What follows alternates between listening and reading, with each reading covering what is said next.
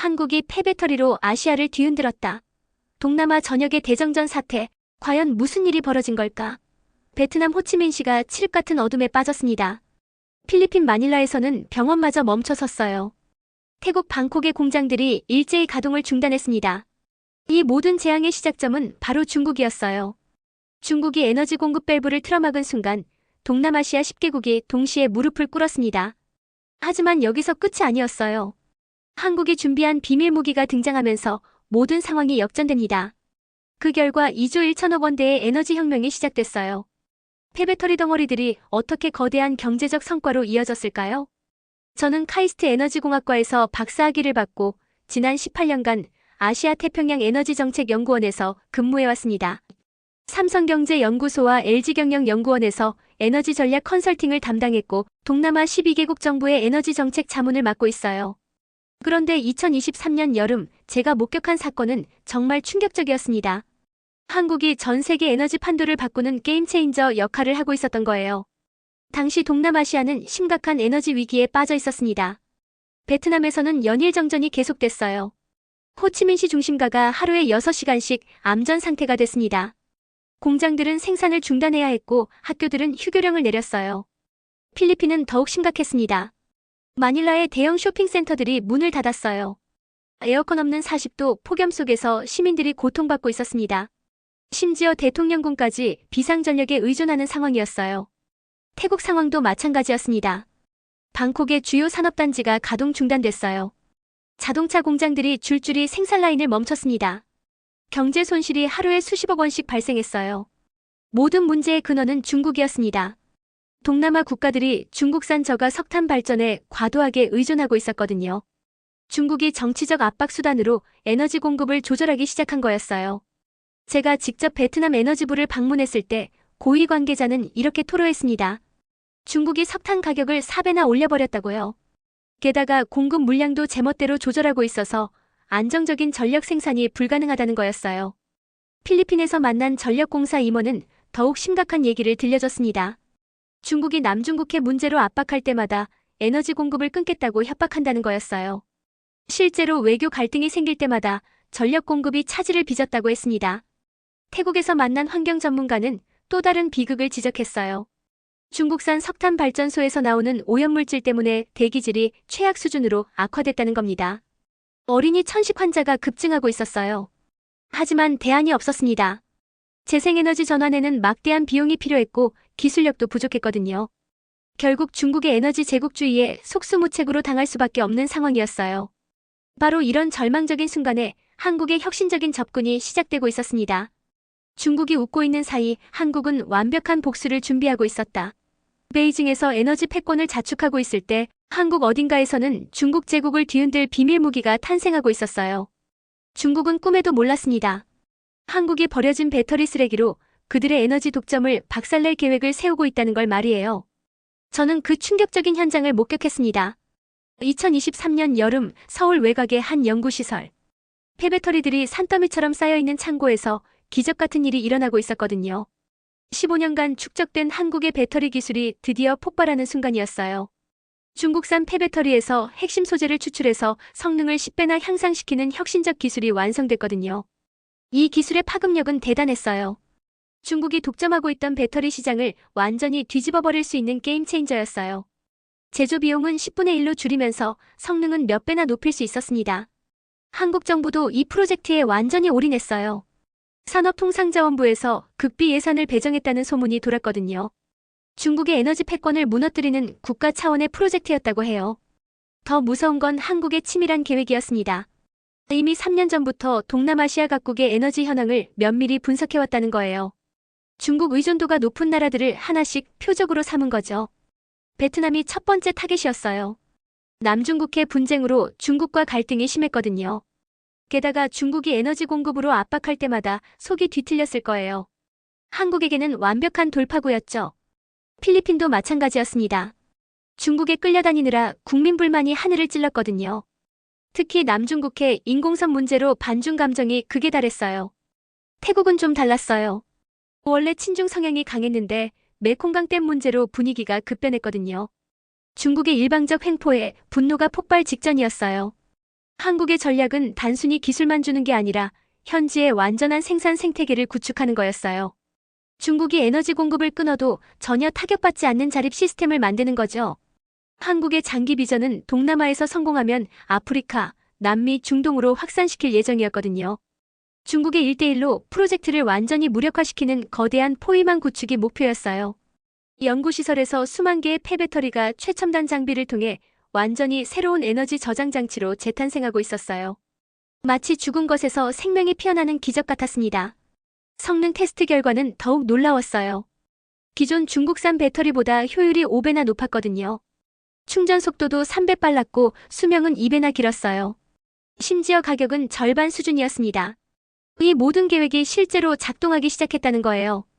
베트남에서 첫 번째 실험이 곧 시작될 예정이었거든요. 베트남에서 조용한 기적이 시작됐습니다. 호치민시 외곽에 건설된 한국기술협력센터에서 아시아 에너지 역사가 새롭게 쓰이고 있었어요. 중국의 에너지 독점 체제에 첫 번째 균열이 생기는 순간이었습니다. 2023년 9월 베트남 정부는 한국과의 에너지 기술 협력 협정에 정식 서명했어요.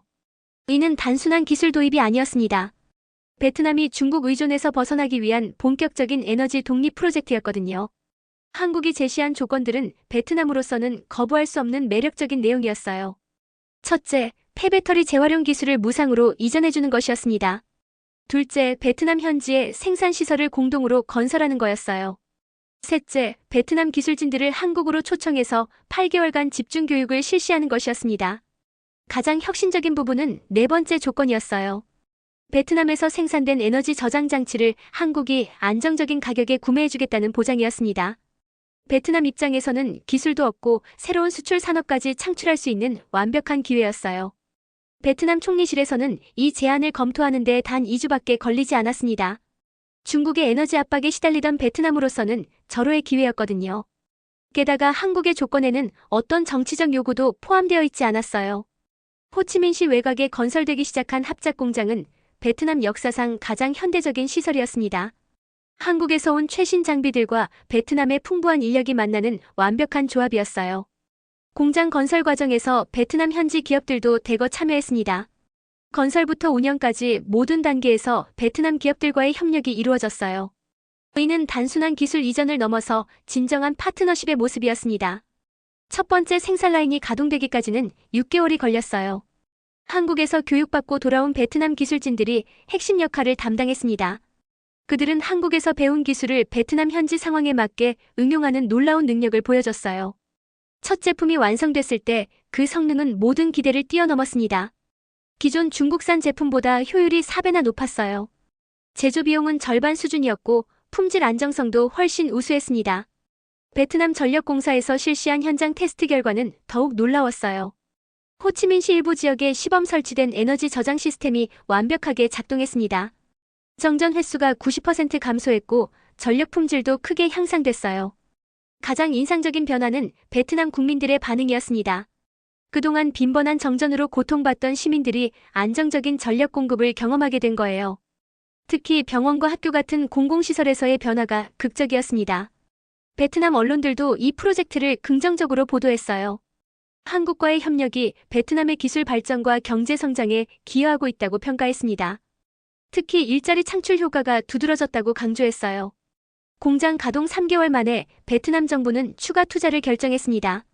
성공적인 첫 번째 프로젝트를 바탕으로 규모를 2배로 확장하기로 한 거예요. 동시에 다른 지역에도 비슷한 시설을 건설하는 계획을 발표했습니다. 하지만 진짜 변화는 베트남의 에너지 정책에서 나타났어요. 중국산 석탄 발전 의존도를 점진적으로 줄이고 신재생 에너지와 에너지 저장 시스템 비중을 늘리는 새로운 로드맵을 수립한 겁니다. 이런 베트남의 성공 사례가 다른 동남아 국가들에게도 전해지기 시작했어요. 필리핀과 태국에서 한국 기술에 대한 문의가 급증했습니다. 베트남 모델을 자국에도 도입하고 싶다는 요청이 잇따랐어요. 하지만 이 모든 변화가 중국의 주목을 받지 않을 리는 없었습니다. 베트남에서의 성공이 알려지면서 중국 정부의 경계심도 함께 높아지고 있었어요. 베트남에서의 성공 소식이 전해지자 중국의 움직임이 달라지기 시작했습니다. 2023년 11월 중국 정부는 베트남에 대한 경제 정책을 조정한다고 발표했어요. 표면적으로는 정상적인 무역 정책 변경이었지만 실제로는 체계적인 압박의 시작이었습니다. 첫 번째 조치는 베트남산 주요 수출품에 대한 검역 기준 강화였어요. 수산물과 농산물 수입 절차가 까다로워졌습니다. 기존에 이틀이면 끝나던 통관 절차가 2주일 이상 걸리기 시작했어요. 베트남 수출업체들에게는 상당한 타격이었습니다. 두 번째는 관광 정책의 변화였어요. 중국 정부는 자국민들의 베트남 여행에 대해 새로운 가이드라인을 발표했습니다. 단체 관광 허가를 축소하고 개별 여행에 대해서도 까다로운 조건을 내걸었어요. 베트남 관광업계에서는 즉시 매출 감소가 나타났습니다. 세 번째는 투자 승인 절차의 지연이었어요. 베트남에 진출하려던 중국 기업들의 투자 계획이 줄줄이 보류됐습니다. 기존에 진행 중이던 인프라 프로젝트들도 추가 검토가 필요하다는 이유로 중단됐어요. 베트남 정부는 이런 변화들을 예상하고 있었습니다. 한국과의 에너지 협력을 시작하면서 중국의 반발이 있을 것이라고 내부적으로 논의했었거든요. 하지만 실제 경험해보니 압박의 강도가 상당했어요. 베트남 경제계에서는 우려의 목소리가 나오기 시작했습니다. 중국은 베트남의 최대 교역국이었거든요. 전체 수출의 30%가 중국 시장에 의존하고 있었어요. 갑작스러운 교역량 감소는 베트남 경제에 직접적인 타격을 줄 수 있었습니다. 특히 북부 지역의 제조업체들이 큰 어려움을 겪었어요. 중국과 국경을 맞대고 있는 이 지역은 중국 시장 의존도가 더욱 높았거든요. 일부 공장들은 생산량을 줄이거나 일시적 휴업에 들어가야 했습니다. 베트남 정부 내부에서도 의견이 갈리기 시작했어요. 외무부는 중국과의 관계 개선을 우선시해야 한다고 주장했습니다. 경제적 손실이 너무 크다는 이유였어요.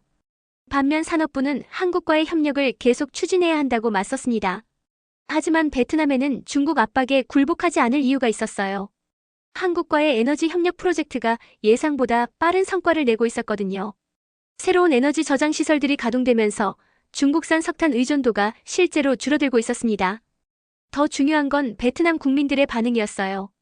안정적인 전력 공급을 경험한 시민들은 한국과의 협력을 적극 지지했습니다. 여론조사 결과 70% 이상이 에너지 독립 정책을 지지한다고 응답했어요. 베트남 언론들도 정부 정책을 뒷받침했습니다. 중국의 경제 압박을 일시적인 어려움으로 규정하고 장기적으로는 에너지 독립이 더 중요하다고 보도했어요. 특히 젊은 세대에서 이런 인식이 강했습니다. 중국의 압박이 계속되는 가운데서도 베트남-한국 에너지 협력 프로젝트는 계획대로 진행됐어요. 두 번째 생산 라인이 완공됐고 세 번째 시설 건설도 시작됐습니다. 한국에서의 기술진 교육 프로그램도 지속적으로 운영됐어요. 흥미로운 점은 중국의 압박이 오히려 다른 동남아 국가들의 관심을 높였다는 거예요. 필리핀과 태국에서는 베트남 사례를 주목하며 자국의 에너지 정책을 재검토하기 시작했습니다. 중국 의존의 위험성을 직접 목격한 셈이었거든요. 한국 정부도 이런 상황을 예의주시하고 있었어요. 베트남에 대한 지원을 강화하는 동시에 다른 동남아 국가들과의 협력 방안도 모색하기 시작했습니다. 중국의 압박에 굴복하지 않는 베트남의 사례가 다른 나라들에게도 용기를 줄 수 있었거든요. 이런 상황에서 베트남 정부는 중요한 결정을 내려야 했습니다. 중국의 경제 압박을 감수하고 한국과의 협력을 계속할 것인지 아니면 타협점을 찾을 것인지 말이에요. 베트남의 성공 사례가 알려지면서 동남아시아 전역에 새로운 움직임이 시작됐습니다. 2024년 2월 필리핀 정부가 공식적으로 한국과의 에너지 협력 협상 개시를 발표했어요. 이는 베트남 모델을 다른 국가로 확산시키는 첫 번째 사례였습니다. 필리핀의 상황은 베트남과 유사했지만 더욱 복잡했어요. 중국 의존도가 베트남보다 높았거든요. 전체 에너지 수입의 45%가 중국에서 들어오고 있었습니다. 게다가 남중국해 분쟁으로 인한 정치적 긴장도 지속되고 있었어요.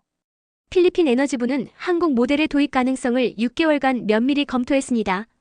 베트남에서 얻어진 실제 데이터를 분석하고 필리핀 현지 상황에 맞는 적용 방안을 모색했어요. 특히 군도라는 지리적 특성을 고려한 분산형 에너지 시스템에 주목했습니다. 한국 측도 필리핀의 특수성을 반영한 맞춤형 솔루션을 준비했어요. 베트남에서 검증된 기본 기술에 해상 운송과 섬 지역 특화 기술을 추가한 패키지였습니다. 필리핀의 7천여 개 섬에 효율적으로 에너지를 공급할 수 있는 시스템이었거든요. 필리핀과의 협상이 진행되는 동안 태국에서도 비슷한 논의가 시작됐어요. 태국은 동남아시아에서 상대적으로 안정적인 에너지 공급을 유지하고 있었지만 중국 의존도 증가에 대한 우려가 커지고 있었습니다. 태국 정부는 좀 더 신중한 접근을 택했어요. 한국과의 협력을 전면적으로 추진하기보다는 시범 프로젝트부터 시작하기로 했습니다. 방콕 외곽의 산업단지 한 곳을 선정해서 소규모 에너지 저장 시설을 설치하는 것이었어요. 이런 움직임들이 중국의 추가적인 압박을 불러왔습니다. 중국은 베트남에 적용했던 방식을 필리핀과 태국에도 확대했어요. 무역 절차 복잡화, 투자 승인 지연, 관광 제한 등의 조치들이 순차적으로 나타났습니다. 하지만 이번에는 상황이 달랐어요. 세 나라가 동시에 같은 압박을 받으면서 오히려 연대의식이 생겼습니다. 베트남, 필리핀, 태국 에너지 장관들이 비공식 회담을 갖고 공동 대응 방안을 논의하기 시작했어요. 한국도 이런 변화에 맞춰 전략을 조정했습니다.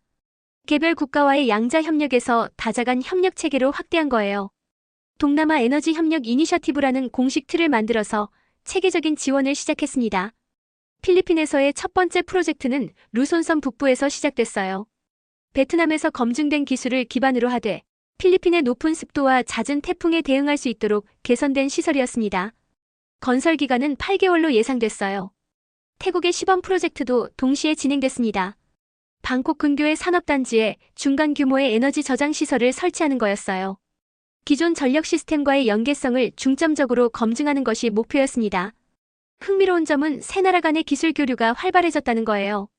베트남에서 경험을 쌓은 기술진들이 필리핀과 태국 프로젝트의 자문 역할을 맡았습니다. 한국 주도로 시작된 협력이 동남아 국가들 간의 상호 협력으로 발전한 셈이었어요. 중국의 경제 압박은 예상했던 것보다 제한적인 효과를 보였습니다. 세 나라가 동시에 압박을 받으면서 오히려 중국 의존도를 줄여야 한다는 공감대가 형성됐거든요. 국민 여론도 에너지 독립 정책을 지지하는 쪽으로 기울었어요. 특히 젊은 세대에서는 한국과의 협력을 적극 지지하는 목소리가 높았습니다. 소셜미디어를 통해 에너지 독립의 중요성과 한국 기술의 우수성이 널리 알려졌어요. 이는 정부 정책에 대한 강력한 지지 기반이 됐습니다. 2024년 5월 필리핀의 첫 번째 시설이 완공됐어요. 테스트 운영 결과 베트남과 비슷한 수준의 성과를 보였습니다.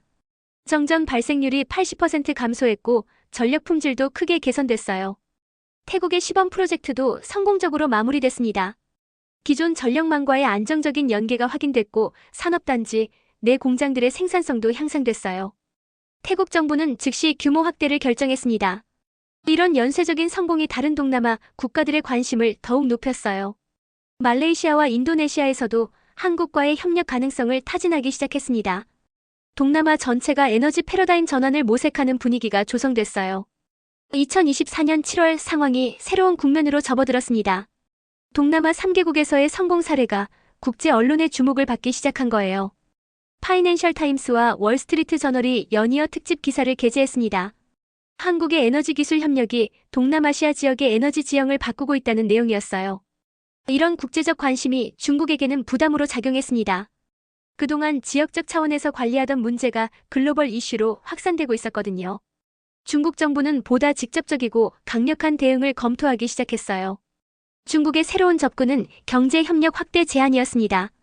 베트남, 필리핀, 태국의 대규모 인프라 투자와 특혜 무역 조건을 제시한 거예요. 한국과의 협력을 중단하는 조건으로 기존보다 훨씬 유리한 경제적 혜택을 약속했습니다. 베트남에는 고속철도 건설과 항만 개발에 200억 달러 투자를 제안했어요. 필리핀에는 인프라 개발과 함께 남중국해 분쟁 지역에서의 공동 개발 방안을 제시했습니다. 태국에는 메콩강 유역 개발 프로젝트 참여 기회를 확대해주겠다고 했어요. 이런 제안들은 각국 정부에게 상당한 고민을 안겨줬습니다. 경제적 규모로 보면 중국의 제안이 훨씬 매력적이었거든요. 특히 코로나 팬데믹으로 경제 회복이 시급한 상황에서 대규모 투자 유치는 무시할 수 없는 옵션이었어요. 하지만 세 나라 모두 신중한 검토 과정을 거쳤습니다. 이미 한국과의 협력을 통해 실질적인 성과를 경험했기 때문이에요. 에너지 안보라는 근본적인 문제를 해결할 수 있다는 확신이 생겼거든요. 베트남이 가장 먼저 입장을 정리했습니다. 중국의 제안에 감사하지만 기존 정책을 유지하겠다고 발표했어요. 에너지 독립이 장기적으로 더 중요한 국가 목표라고 명시했습니다. 다만 다른 분야에서의 중국과의 협력은 지속하겠다는 유연한 입장도 함께 표명했어요. 필리핀의 결정은 더욱 신중했습니다. 정부 내부에서 석 달간 집중 검토를 거쳤어요. 경제부는 중국 제안 수용을, 에너지부는 한국과의 협력 지속을 주장했습니다. 최종적으로는 단계적 접근을 택했어요. 한국과의 에너지 협력은 계속하되 중국과는 다른 분야에서 협력을 확대하기로 한 거예요. 태국은 가장 균형 잡힌 접근을 보였습니다.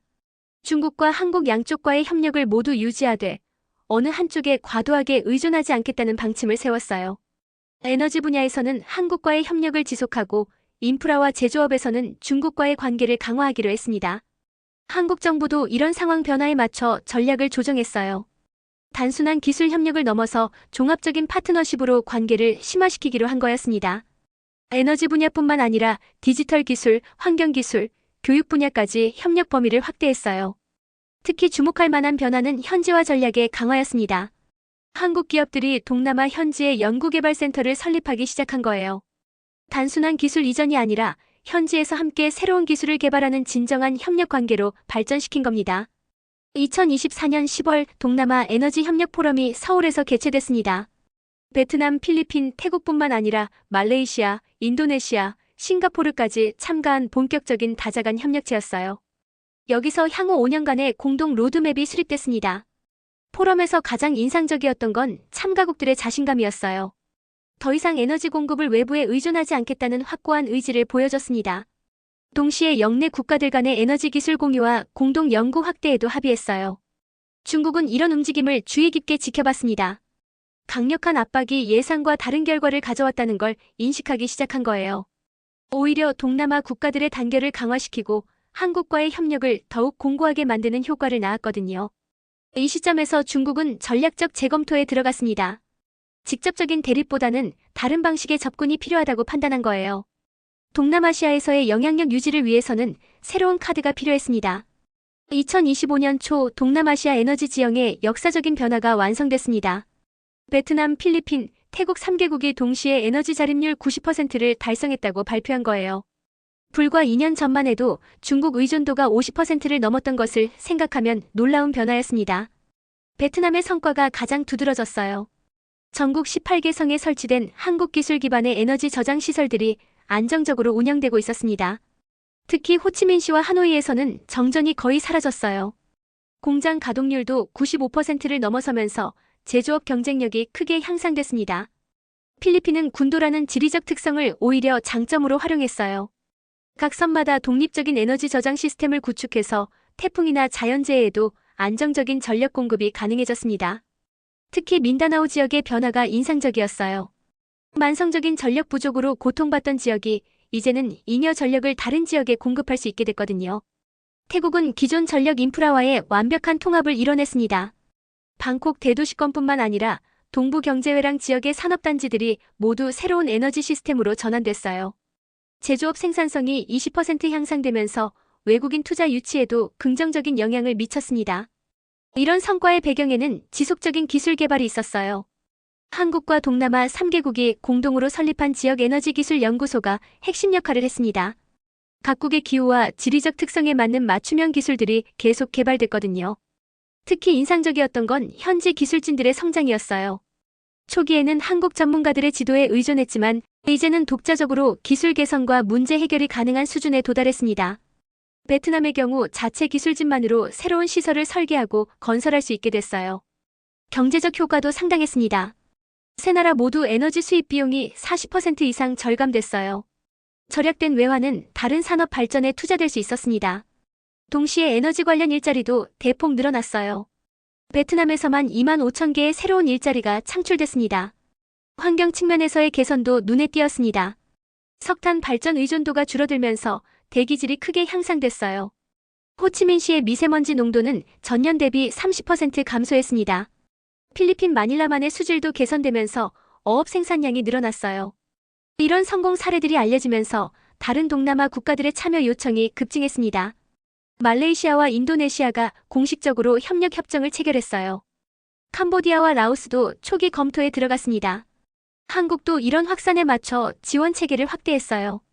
동남아 에너지 협력 기금을 설립해서 자금 지원을 체계화했습니다. 동시에 한국 대학들과 동남아 대학들 간의 에너지 기술 교육 프로그램도 확대됐어요. 국제사회의 평가도 긍정적이었습니다. 국제에너지기구는 동남아시아 모델을 개발도상국 에너지 전환의 모범 사례로 선정했어요. 유엔도 지속가능 발전 목표 달성에 기여하는 혁신적인 협력 모델이라고 평가했습니다. 중국의 반응은 복잡했어요. 표면적으로는 동남아 국가들의 에너지 자립을 축하한다는 입장을 발표했습니다. 하지만 실제로는 자국의 에너지 수출 전략을 전면 재검토하고 있었어요. 더 이상 에너지 의존을 통한 정치적 영향력 행사가 어려워졌다는 걸 인정한 셈이었습니다. 흥미로운 점은 중국 내부에서도 변화가 나타났다는 거예요. 일부 중국 기업들이 한국과 유사한 에너지 기술 개발에 나서기 시작했습니다. 경쟁이 아닌 협력의 가능성도 조심스럽게 타진하고 있었어요. 2025년 중반 동남아 에너지 협력체는 새로운 단계로 진입했습니다. 단순한 기술 협력을 넘어서 역내 에너지 거래 시장 구축을 논의하기 시작한 거예요. 잉여 전력을 다른 국가에 공급하고 기술과 전문 인력을 공유하는 진정한 에너지 공동체를 만들어가고 있었습니다. 2025년 3월 아무도 예상하지 못한 일이 벌어졌습니다. 중국 국가발전개혁위원회에서 한국산업통상자원부에 공식 협력 제안서를 전달한 거예요. 그동안 경계와 견제의 대상이었던 한국의 에너지 기술에 대해 중국이 직접 협력을 요청한 것이었습니다.